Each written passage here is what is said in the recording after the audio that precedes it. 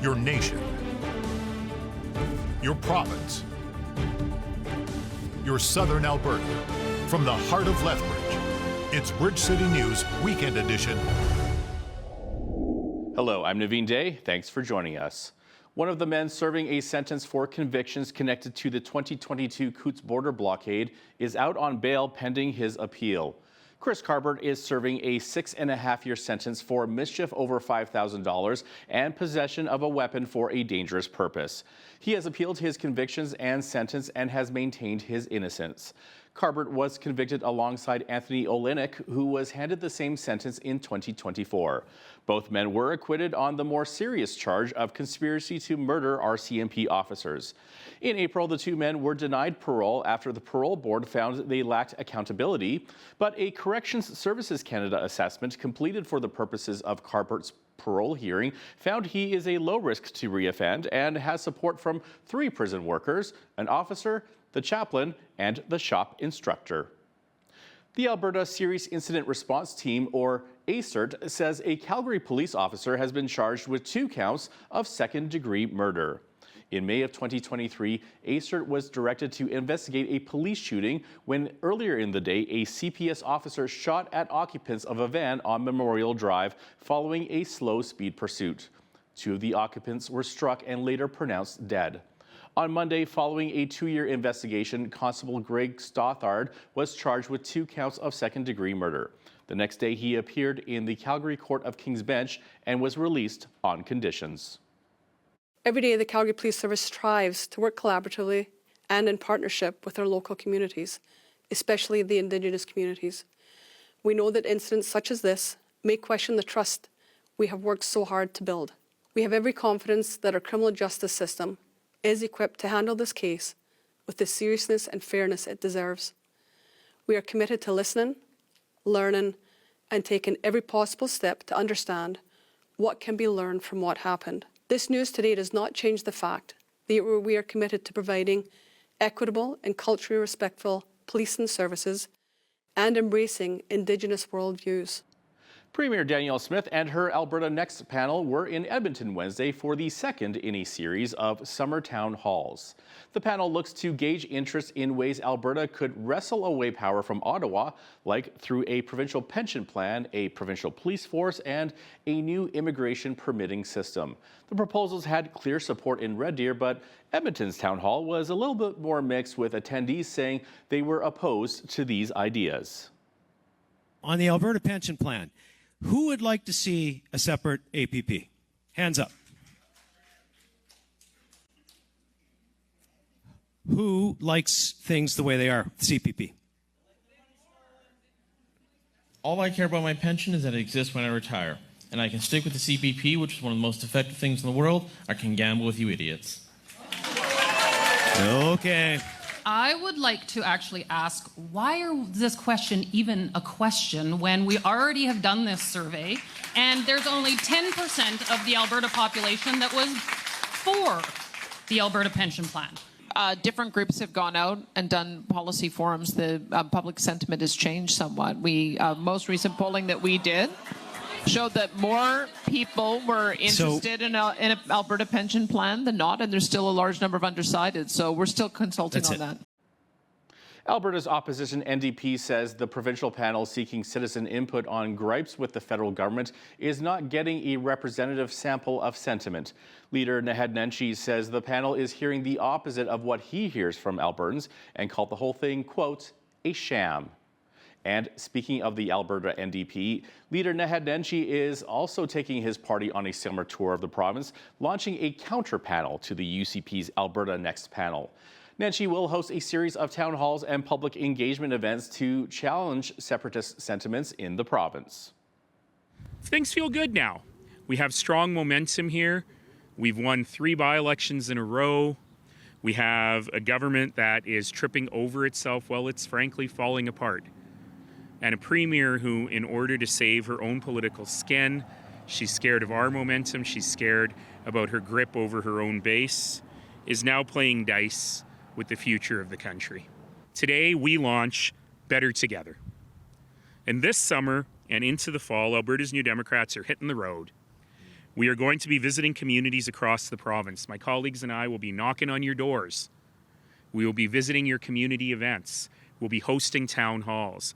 And we'll be talking about what Albertans really need. We'll be at parades and festivals. We'll be meeting with Albertans in your communities face to face. It's a summer of listening. It's a summer of sharing. And more important, it's a summer of how we come together and show our pride and our dedication as true Canadians. Nenshi claims he wants to be the pro-Canada politician in the province. Now, to talk more about the Alberta Next panel and the Alberta NDP's counter panel is Tyler Dawson, our legislative reporter. He also weighed in on new regulations being rolled out this fall to ban transgender women from competing in women's sports. Here is part of his interview with BCN's Jeanette Roche.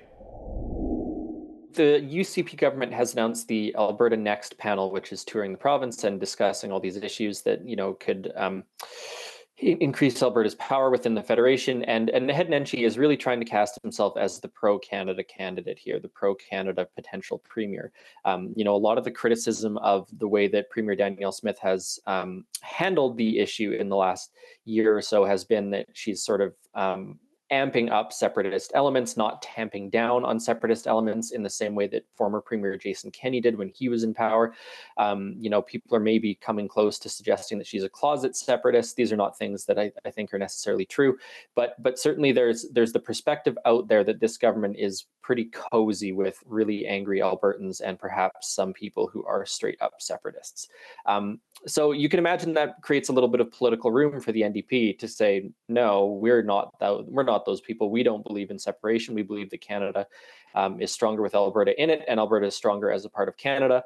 And they can create a little bit of political room there. So what they are planning on doing is having this panel that will sort of tour the province at the same time as the Alberta Next panel, and just sort of hearing the grievances that Albertans have, probably a very different segment of Albertans than you can imagine are going to the UCP hosted panels, and also discussing ways that Canada and Alberta might be better together. So, I think to some extent, I think it's a savvy political move, actually. The NDP needs to find new territory. It needs to find new things to talk about in order to win more voters, to instead of just building up, its core of supporters that it has. It's going to need to reach across the aisle to some extent, to some of the old PC voters, to some of the Alberta Party voters that maybe went UCP in the last couple elections, maybe some of the soft conservative supporters in, suburban sort of areas that like some stuff the UCP is doing but don't like the other things.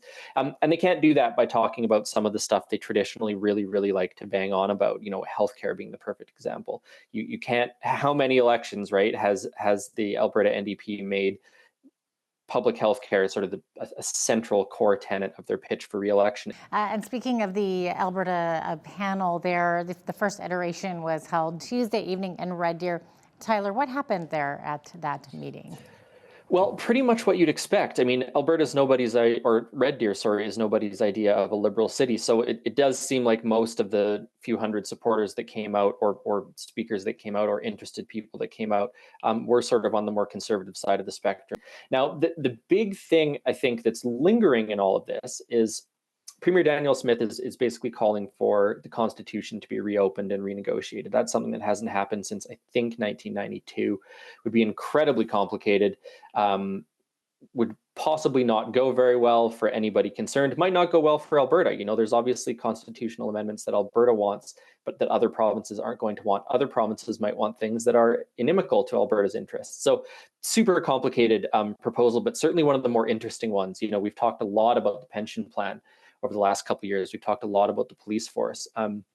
It's kind of interesting to consider what constitutional negotiations might look like.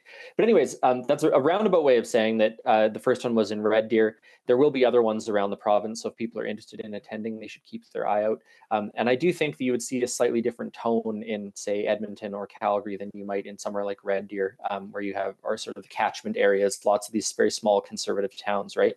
So I think, for as interesting as it is to see what work is being done while this panel sort of on the road, it'll be the final report that comes out of it that will really tell us where this government is heading. Tyler, Alberta is rolling out new regulations this fall, barring transgender women from competing in women's sports, but it won't apply to those who come from outside the province because they're bound by other provincial laws or rules of organization. So what will this actually look like? Well, it's a great question because it's kind of unclear, isn't it? You know, if an organization hosts an event in Lethbridge and athletes come from outside of the province and they're not bound by these rules, what are those rules really doing? So this is for women's amateur sports essentially, and it does seem like it will affect competition in Alberta, but for these out of province athletes it won't really apply. So I do think there's a big question mark over what it is going to mean at the end of the day.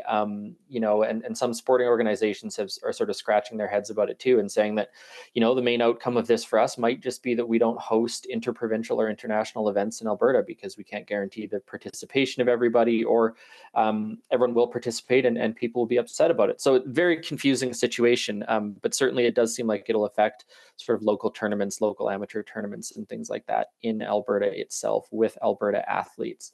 But I guess, you know, the rules are written and all that. I suppose we'll see more once it's actually in effect what happens then. A 39-year-old man, Shahir Qasim, has been charged with hijacking after allegedly taking control of a plane at Victoria International Airport and flying to Vancouver. The former commercial pilot appeared to have called himself a messiah on a climate change mission a day before the alleged hijack. He warned of abrupt runaway global warming that he says will cause humans to go extinct within a few years. Police say the suspect allegedly threatened a flight instructor before seizing the aircraft, and he's also charged with constituting terrorism. Under Canada's criminal code, a charge of hijacking could mean a person is sentenced to life in prison. Some First Nations leaders walked out of a meeting being held with Prime Minister Mark Carney in Gatineau, Quebec Thursday. These were the first of 3 meetings with Indigenous groups over the major projects legislation called the One Canadian Economy Act, or Bill C-5, which was passed last month.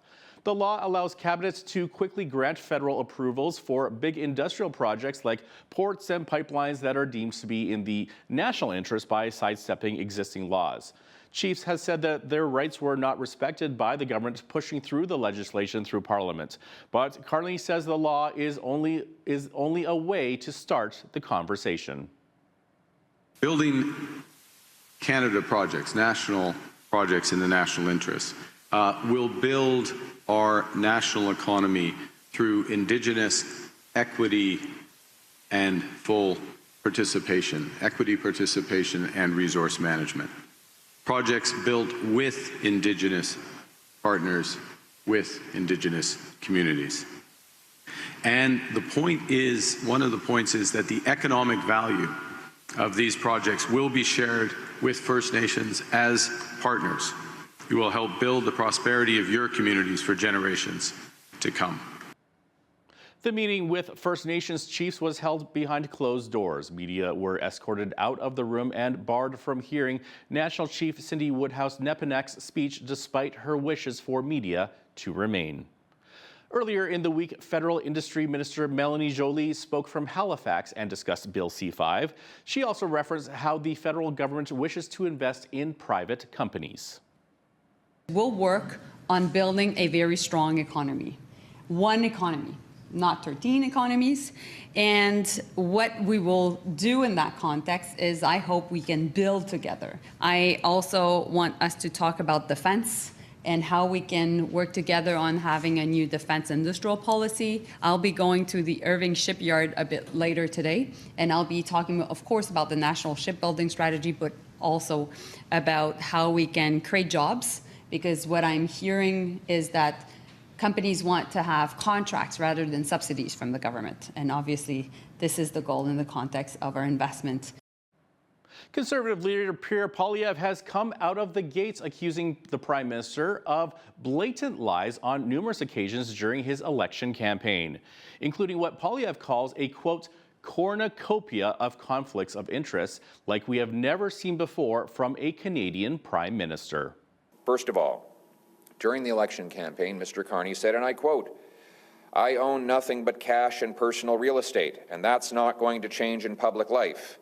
Well, it turns out, while he said that, he knowingly owned 574 stocks and deferred profits and stock options in Brookfield and other companies. So it was patently and now provably false for him to say he owned nothing but cash and real estate.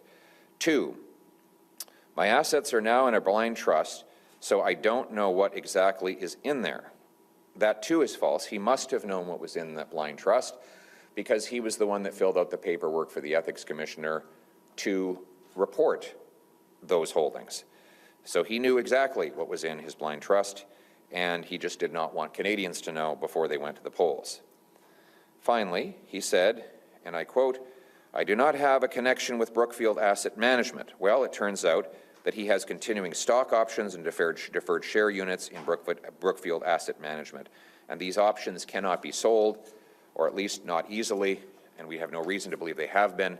So when he said that he had no connection to Brookfield, he was stating a patent falsehood. Poilievre says the reason all Canadians should care about this is because Carney has used his political connections to profit himself, such as the public endorsement of Westinghouse, a nuclear energy company Brookfield invests in, as well as endorsing modular homes, heat pumps, and even jet fuel passengers must pay an extra fee for, all for which are financially backed by Brookfield. Poilievre says Conservatives are now calling on the PM to come before Canadians to explain these contradictions. Carney has not yet commented on the accusations. U.S. President Donald Trump has threatened more tariffs on Canada at a rate of 35% by August. Is there any chance the Carney government could get a deal? To talk about this and more is our political reporter and Toronto Sun columnist, Brian Lilly, who sat down with our very own Jeanette Rocher. Possibly, but here's where I'm going to cut them some slack. It's Donald Trump. We don't know. He changes his mind a lot. He often doesn't know, he gets his own tariffs and the reasons for them confused because he has so many. And he was in the White House this week, and he's asked about the letters that went out. Canada got one last week. Lots of other world leaders got them. And is there a chance to strike a deal? And he said, no, the letters are the deal. Now, in the letters, he talked about doing a deal, but when asked about it, he said, no, the letters are the deal. That's it. That's all. And then in the same answer said, but we could talk. So, he contradicts himself many times. Mm-hmm. I think he's open to a deal. Maybe this is just part of negotiating strategy. Maybe he talks off the cuff too much. I'm not sure.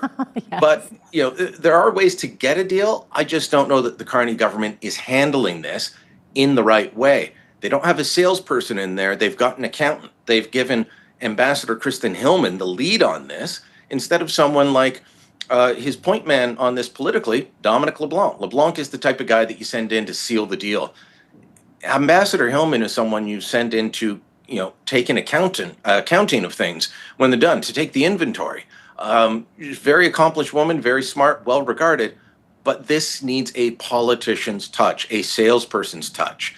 That's why I think they're handling it badly. The Prime Minister made some comments about intensifying trade talks, but he also hinted that we may not get a deal without tariffs, and that seems very likely.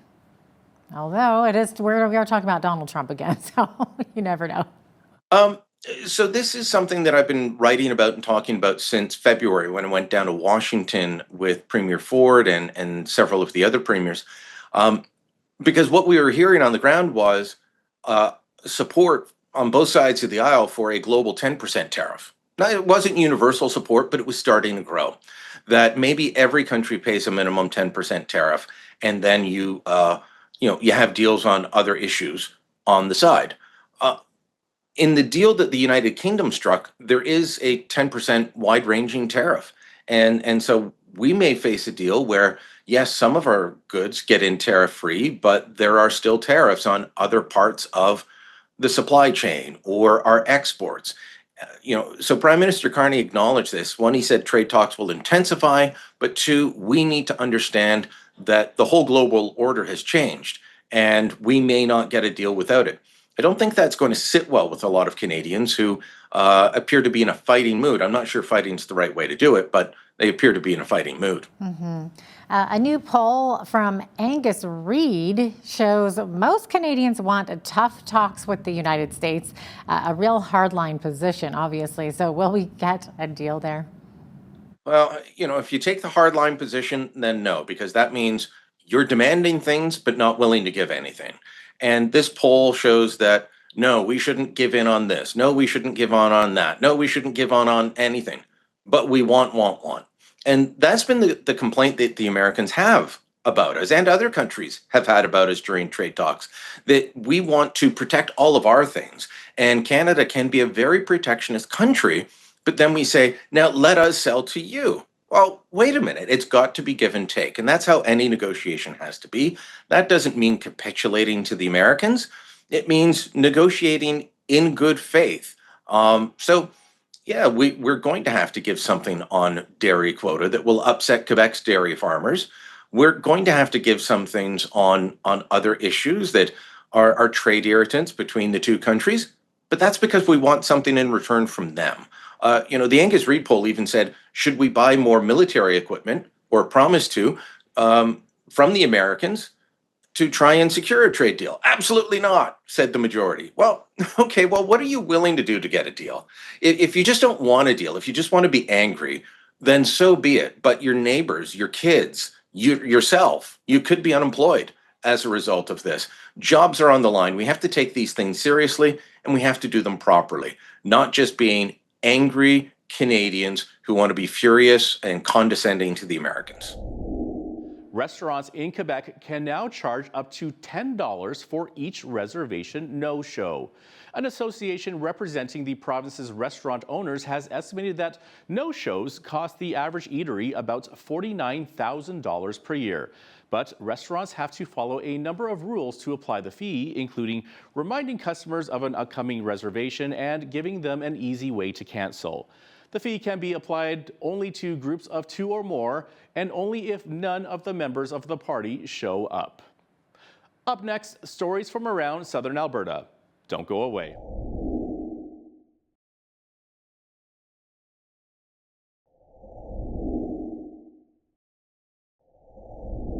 Lethbridge City Council gave their support and final approval to the establishment of Lethbridge's first 24-hour childcare and respite facility. The applicant, Agiapa Care, is the only 24/7 available childcare organization in Lethbridge, offering emergency, overnight, and long-term care options. They have begun construction on a new facility in order to house 210 childcare spaces in the city. While the land was already previously zoned and approved for development use, Council voted unanimously on Tuesday supporting a group home and clubs community hall designation for the site currently under construction in West Lethbridge. The founder, Carolyn Agiapong, says for the past 5 years, the daycare has never run out of their waiting list for new patients, and the new approved facility will help ease the demand of 600 care spots needed in Lethbridge. So we really hone in on the child-led play. The other thing is that we're very inclusive and diverse in not only our policies and our procedures, but the way that we treat the children and the way that we're working with the kids, our programming. Everything includes and is focused on the children. Agiapa is a word derived from my husband's local dialect. He's from Ghana and his family speaks Twi. And Agiapa actually means good father.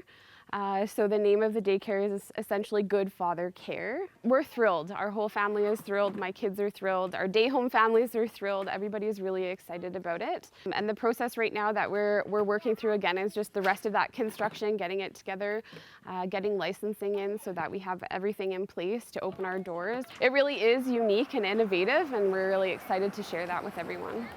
The Lethbridge Seniors Citizens Organization, or LSCO, is preparing to celebrate its golden anniversary in true retro style. Next week, the community will step back in time with a vibrant 1970s-inspired fashion show honoring the decade when LSCO first incorporated and opened its doors in 1975. What began 50 years ago has grown into a thriving center, growing in size, members, spirit, and impact. The LSCO Executive Director Caitlin Weaver explains. So it is a family-friendly, free, fun event. We have a kids zone provided by Family Center. Anybody can come. You can walk by, participate, you can drop in, have a hot dog, check out some music. We're hoping to have about 1,500 people come through. We have rented the Showmobile stage from the city of Lethbridge, so we're going to have live music from Coyote Junction and Celtic Roots. He is a member at the LSCO, and they're very excited to play for us. We also have a line dancing demonstration. We have a community garage sale, which is free for folks to bring their items. They just have to book a table. So we have a free barbecue, 50-50 fundraiser, 70s fashion show taking place, which is supported by New West Theatre. We're getting some of the costumes provided to us from them. We also have a blacksmithing demo that's happening, which is really, really exciting. Again, kind of like a throwback to trades in the past, like leatherworking, things like that. It's going to be exciting because there's so many different events being offered, and it's a way to celebrate that 50 years for the senior center is just awesome. That I can meet lots of different people. I've made some friends. The anniversary celebration is planned for Saturday, July 26th from 10 a.m. to 4 p.m. at the Civic Center track behind the LSCO Center. Sounds like it's going to be a lot of fun. Lethbridge County is boosting the future of science technology, giving a $2,000 scholarship for local students beginning their post-secondary studies related to science, technology, engineering, and mathematics, or STEM fields this fall. Haley Pinkson, Director of Corporate Services with Lethbridge County, says the Sterling Wind Project Community Benefit Scholarship exists to support young innovators in those fields.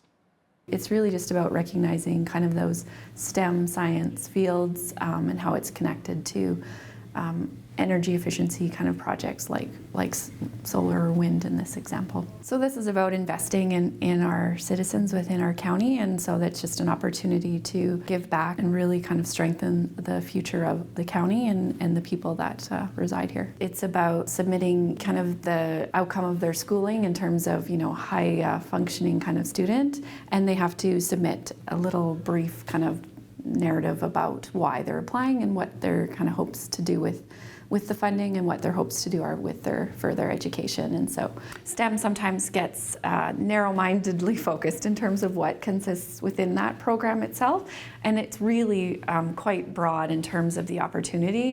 A Research Co. survey released earlier this year came up with some interesting findings when Canadians were asked what things are very important to them.